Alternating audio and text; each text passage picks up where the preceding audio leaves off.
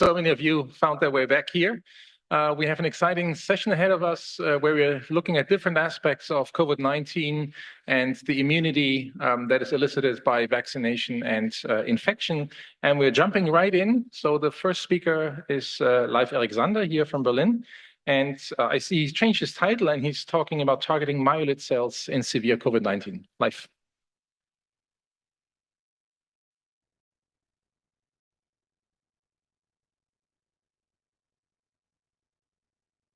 Okay, thank you very much. So I took the liberty of changing the title because innate and adaptive immunity to COVID-19 in 20 minutes would have been a bit tough.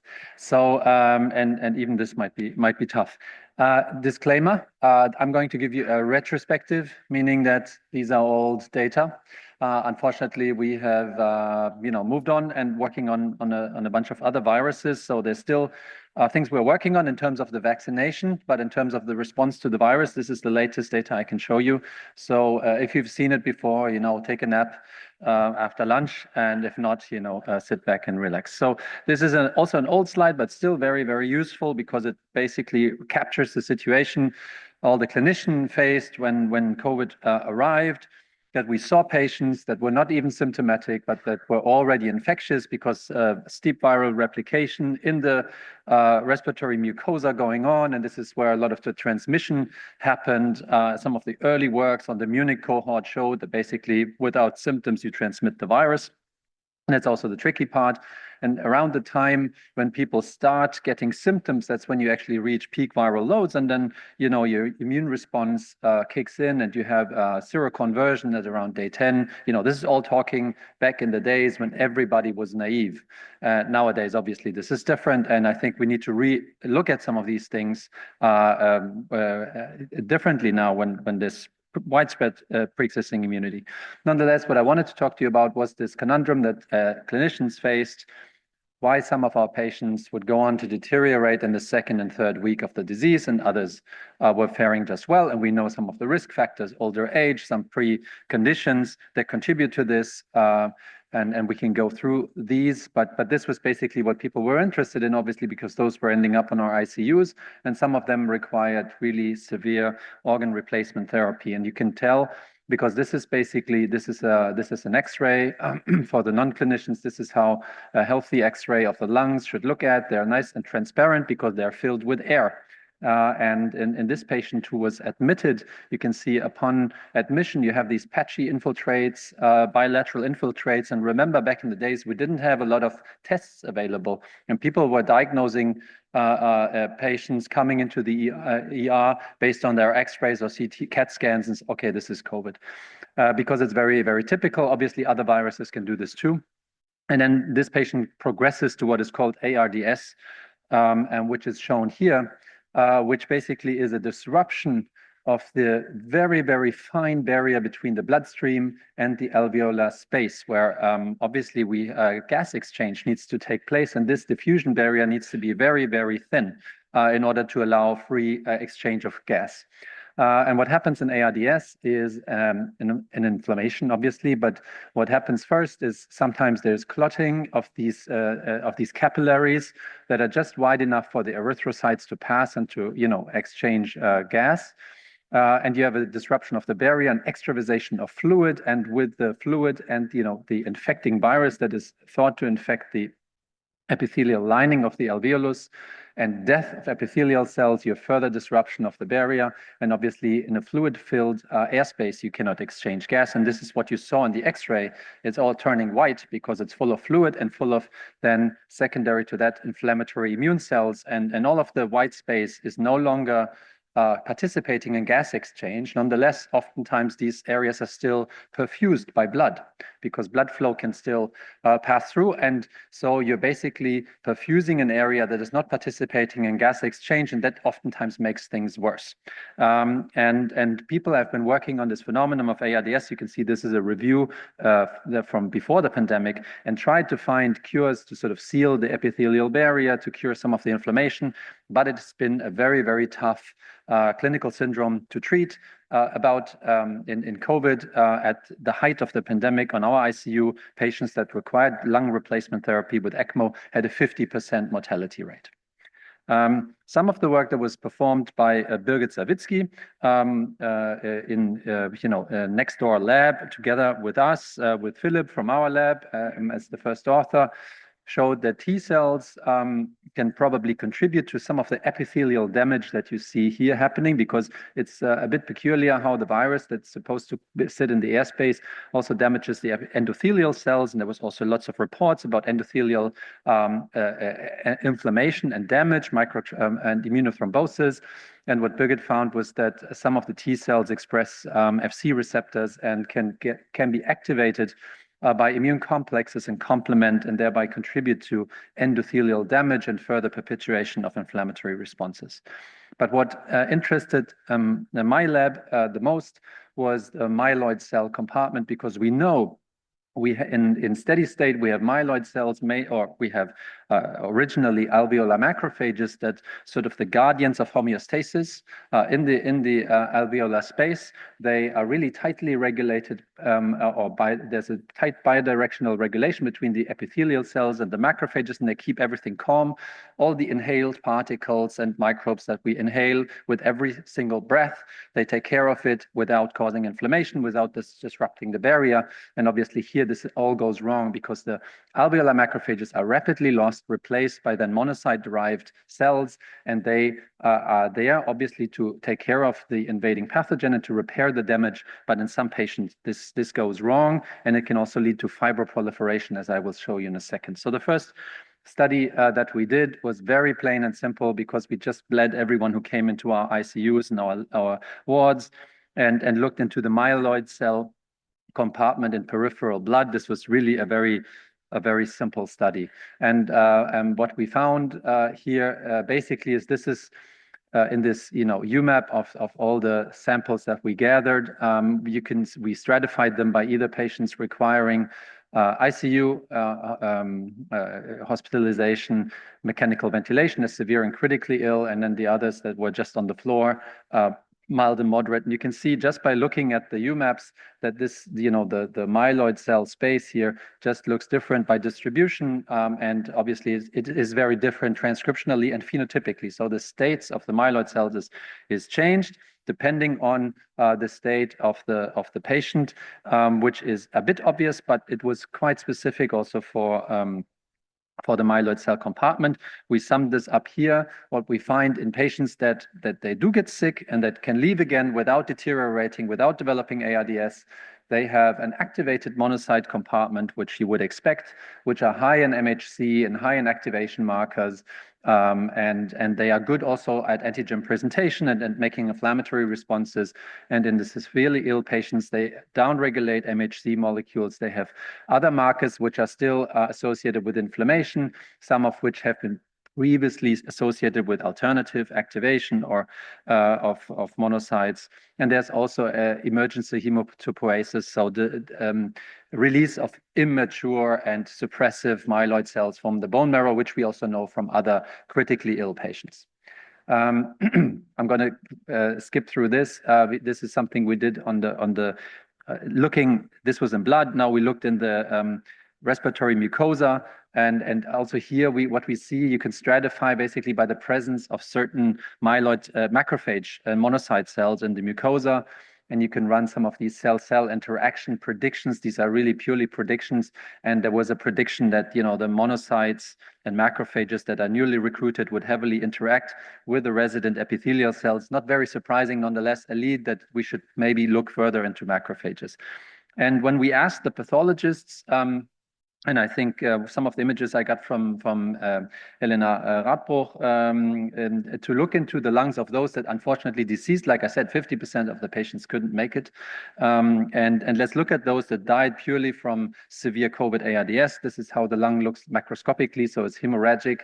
There's lots of edema. And if you look into the histology, so this is a non-COVID normal lung. So this very delicate architecture of the lung, lots of air. than the endothelials, the capillaries that you see in the airspace. And this is what we call diffuse alveolar damage. So you can obviously imagine there's no gas exchange happening here. And if you stain for the infiltrating immune cells, not very surprisingly, but still strikingly, there is a lot of macrophages and myeloid cells in these infiltrates. And so this led us to further investigate this. This time around, looking into the patients that were still on our ICU in the early days, they were intubated and they were lavaged, and we could look into the lavage cells, which are basically a good indicator of what is happening in the alveolar space of these patients, as long as you can still call this alveolar space.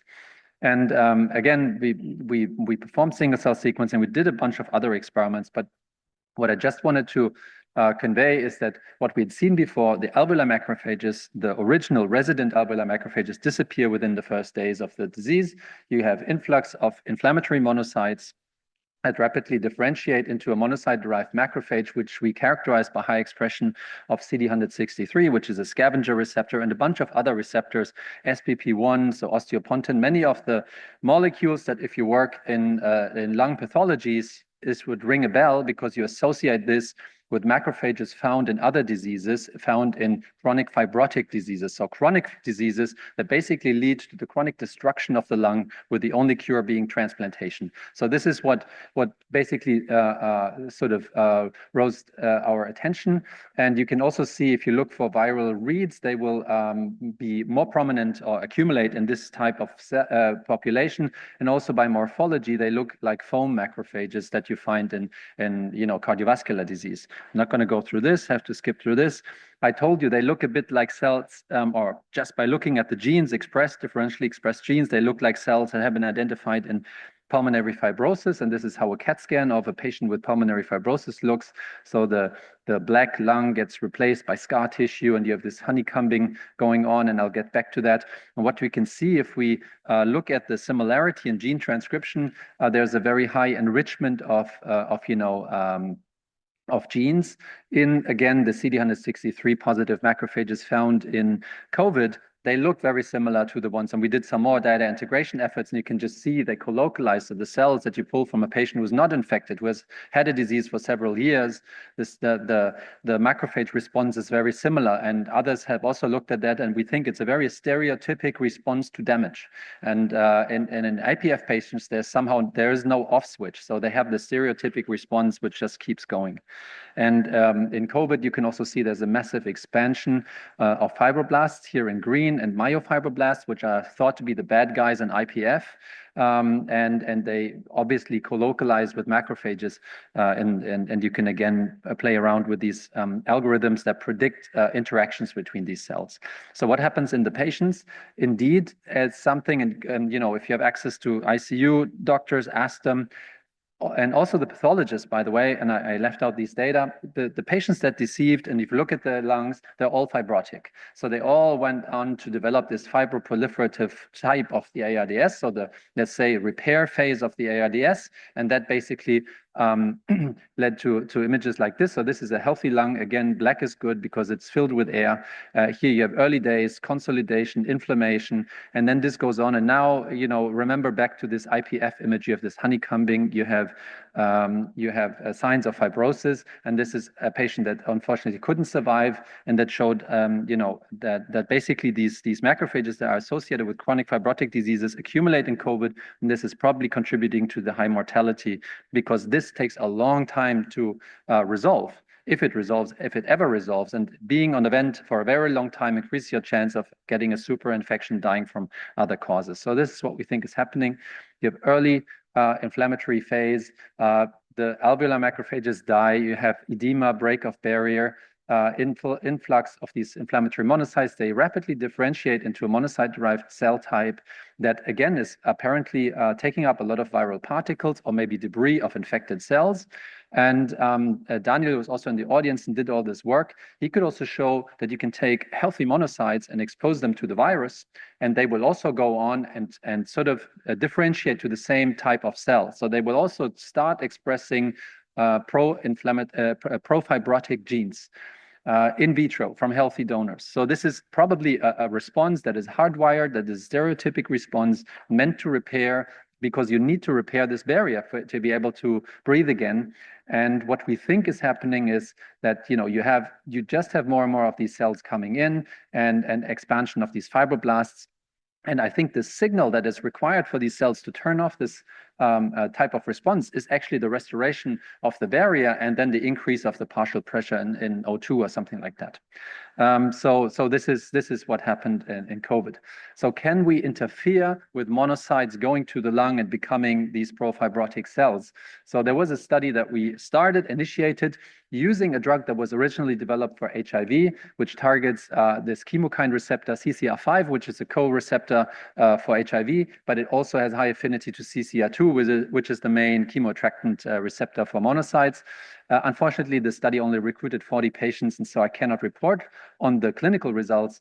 But what we did was also we performed a study where we controlled this to the standard of care.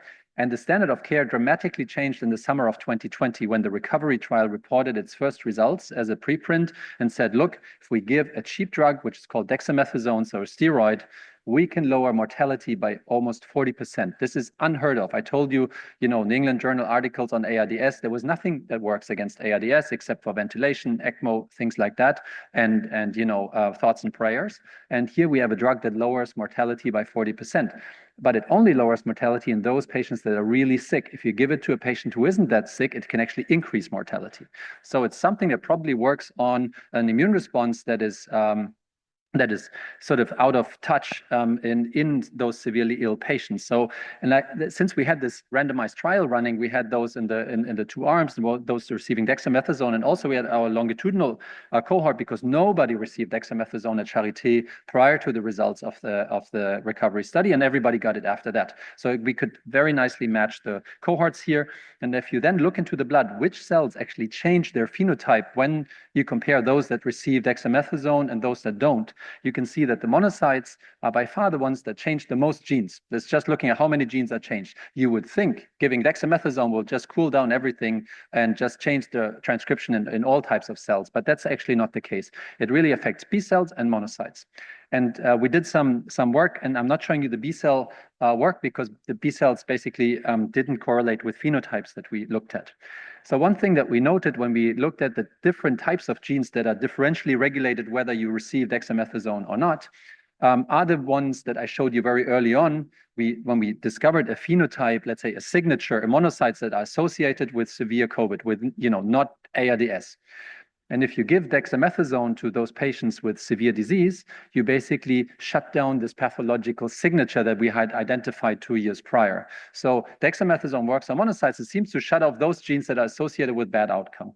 And when you look more closely, again, single cell sequencing, zooming in on the monocyte space, there's just one tiny substate of cells, what we call DEXA response state, that accumulates genes that are actually known to be driven by dexamethasone, so that have genes that have a reporter that is known to respond to the glucocorticoid receptors.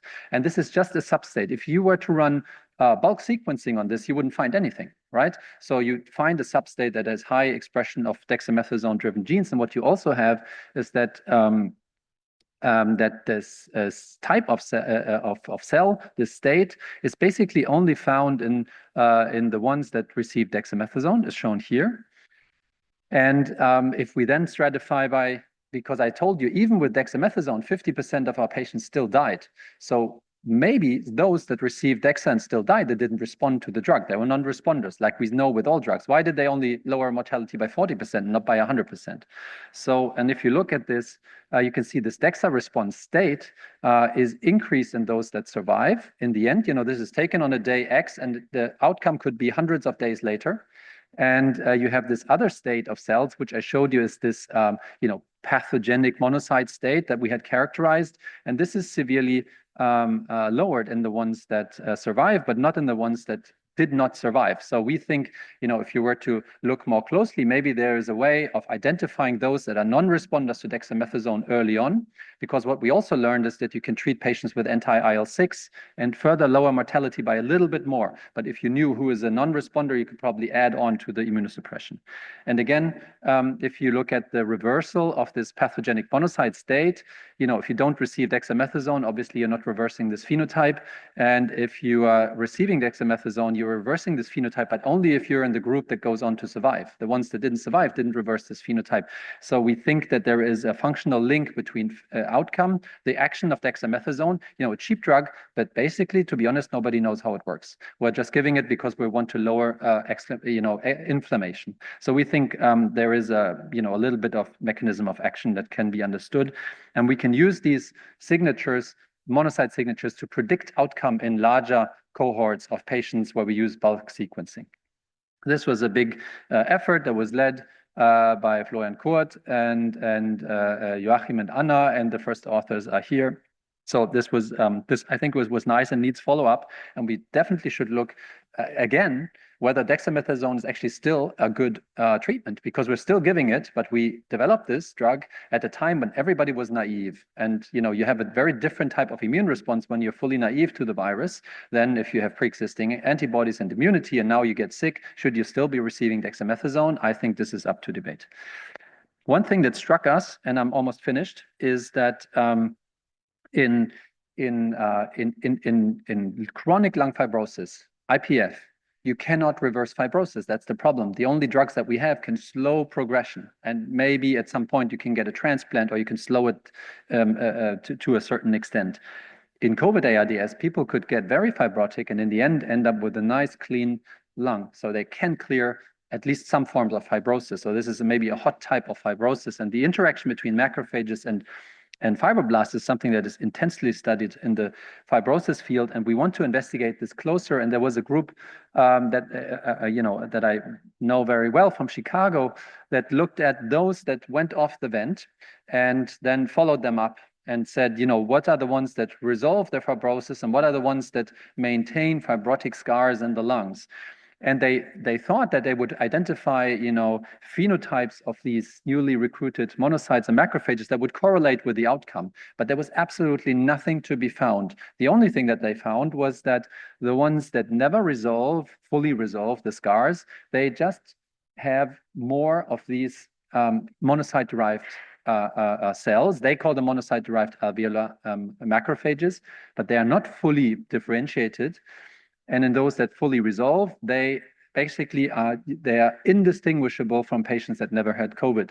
So this, there's a hen and egg problem, but I think it's I think it's a numbers game. It's a very stereotypic response. You damage the alveolar barrier. You're turning on this this monocyte response, which is probably good because you want to seal that barrier as fast as possible.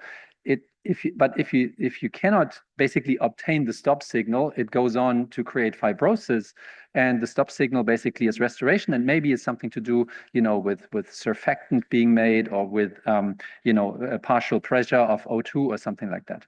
So right now we're trying to do a big study, and I can't show you the results, basically going from a large cohort where we have lots of clinical parameters all the way down to a smaller cohort where we have all these omics data to sort of be able to predict in these larger cohorts who's going to develop fibrosis and to predict outcome. These are the conclusions, but I think I'm way over time, so I will stop by thanking the group. Daniel is in the audience. He performed all the nice work on the monocytes, macrophages in the lung. I didn't show this work. Elisa did the dexamethasone. These are some of the people in the lab. To think, many people from Charité, I think at the time, all this could only be done with huge efforts across many labs, across many departments. Almost anybody at Charité contributed, and Joachim and Emanuel and Anna and Birgit, many others, Andreas, contributed, and thank you for your attention.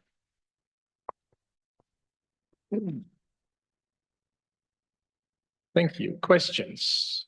We have time for 2 questions. Yes. Very much for this beautiful quick talk. I have a question regarding the cytokines that are being produced in these different stages of inflammation. Did you have a chance also to look or to pinpoint if there are special cytokines that could additionally to dexamethasone be addressed by biologicals, for instance, or TGF-beta in a later stage to inhibit fibrosis or something like this?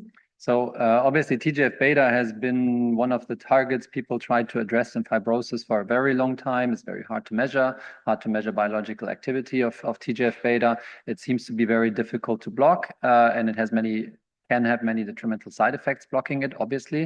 The drugs that do work well are anti-IL-6 blockade. What works is also IL-1 blockade to a certain extent. Like I said, it gets very messy because then everybody is on DEXA in addition to IL-6, in addition to this, now there's pre-existing immunity. So these data became more and more murky, but these are the two cytokines that you can definitely block and achieve a clinical effect. You can measure all of these cytokines in the inflamed lung, but how do you correlate that? There was no clear correlation with any of these inflammatory markers with the outcomes. It was more the states of these profibrotic states that correlated with the outcomes.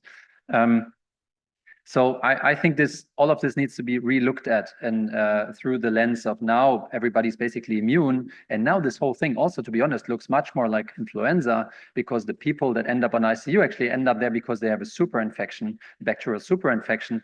And it's actually, the data is on the next slide, but I'm not showing it to you. But it's basically some of these myeloid cell phenotypes that are meant to repair.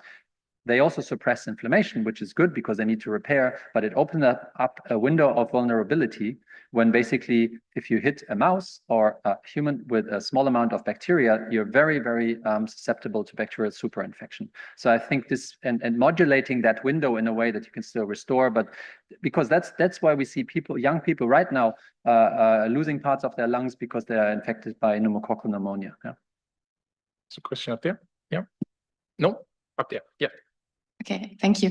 Yeah, so I think the challenge for assessing therapies to ARDS is, of course, that it's there are so many etiologies leading to ARDS. So I found it very interesting when you said that in vitro you saw that monocytes are actually differentiating when they are exposed to SARS-CoV-2. So I was wondering if for other pathogens this has been described or looked at, because that would maybe be a hypothesis in which diseases dexamethasone might also work for our ARDS. So it's not just TLR stimulation. This is something I can tell you, or RIG-I stimulation, or something that would be like, we tried to mimic just a viral response with all these ligands that you can use, and the cells look very different. They make interferon and NF-kappa B activation and all of that.